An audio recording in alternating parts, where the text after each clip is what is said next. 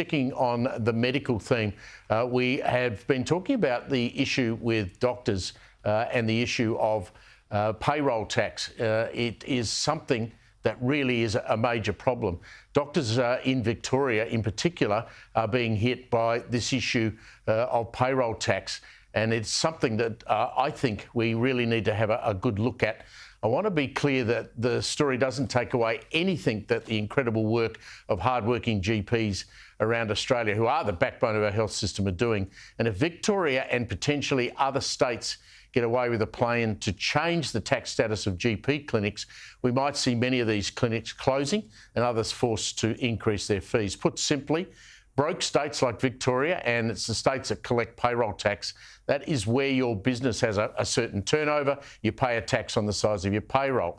Now, we're not only going to charge GPs a payroll tax, but retrospectively apply the tax for the previous 2 tax years. Now, up until now at a clinic, a doctor was treated as a contractor, not an employer. But the Victorian government, who are broke, smelled an opportunity, and GPs are now screaming blue murder. Now, after the outcry, Queensland, New South Wales, South Australia and the ACT have decided not to do this until at least 2025 in June. But good old Victoria is steaming ahead.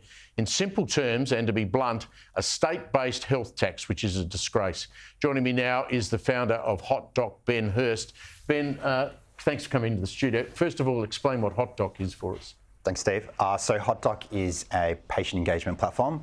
We help over 10 million patients around the country get access to their doctor and book with lots of GPs. So we have a very good understanding about some of the challenges involved in accessing care in this state and in Australia.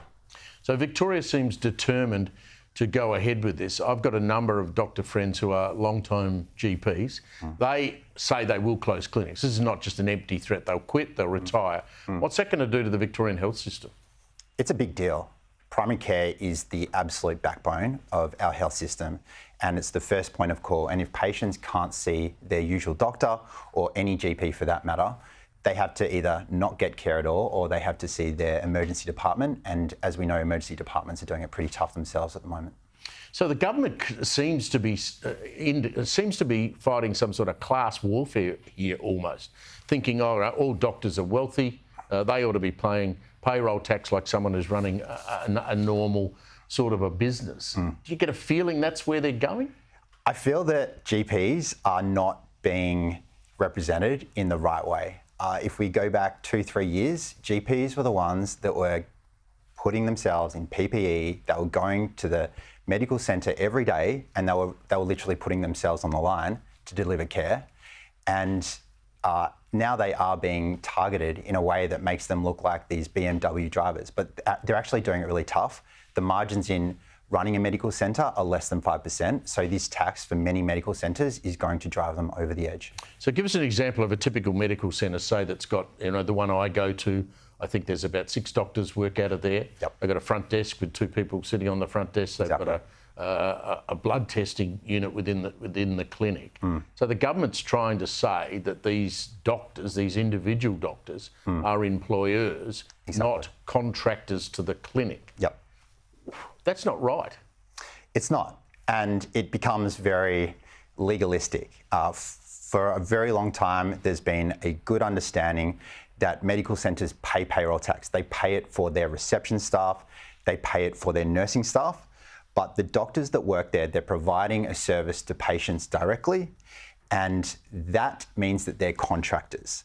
But what the government's trying to do is look at some of the special employee contracts and they're looking at the way they're paid, but the true sense of how the GPs are working is as contractors. And this is not just something that they're going to impose at a certain date, start of the new financial year.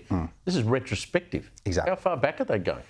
In some instances, we've heard they're going 4 or 5 years, and they're... How can they do that? You can't have retrospective tax in this country. It's what's happening, and there are multiple. We've heard at least 5 instances where that's the check they're asking for, and it's making medical centres have to shut down. What sort of sums of money? The largest I've heard is $800,000. $800,000? Yep. What? It's considerable, and no business can possibly afford that at that sort of level of scale. So It's not a good situation for medical centre owners. I suspect, Ben, that this is going to impact, as it often does, in regional and more remote parts of the state. Exactly. Yeah, if the challenges around access are most extreme in rural and regional communities. So if you lose one medical centre in a place like Bendigo or further out, that can seriously impact patient access to care. So it's a really big deal. Bendigo, where the Premier happens to be the local member. Exactly. How angry are some of the guys and girls that you deal with? How upset and angry are they? Well, HotDoc employees are angry. This is what we do every day.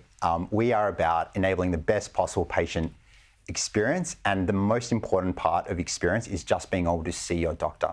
So internally we're angry, but we also have customers that are simply coming to us and saying, we can't afford this and we don't know what to do. And not only that, the expectations of changing their processes, making sure that doctors get paid in a very specific way, it's incredibly arduous, and it takes medical centres from doing what they're meant to do and what they do best, which is simply giving patients great care. And clearly, Ben, the clinics that hang on are going to have to on-pass this cost, and so the gap between what Medicare pays and what the doctor's charging is going to go up. Exactly, and that was the big finding of our survey. So we ran a survey with over 300 medical centres and 1,000 patients, and the thing that we saw is that if this payroll tax goes ahead, that 95% of medical centres will have to put up their fees by $12 just to be able to absorb the tax. You're going to win the fight? I'm fairly confident. I think there are some states that are already seeing reason. Mark Butler, the Federal Health Minister, has also jumped in and said, hey, hang on, what are you doing here? Exactly. And in his position, I'd be the same way. I think that what they did last year around supporting bulk billing with the new incentives was a positive move. And I think they've been completely dissolved by some of the state treasurers looking at that as an opportunity to fill their coffers.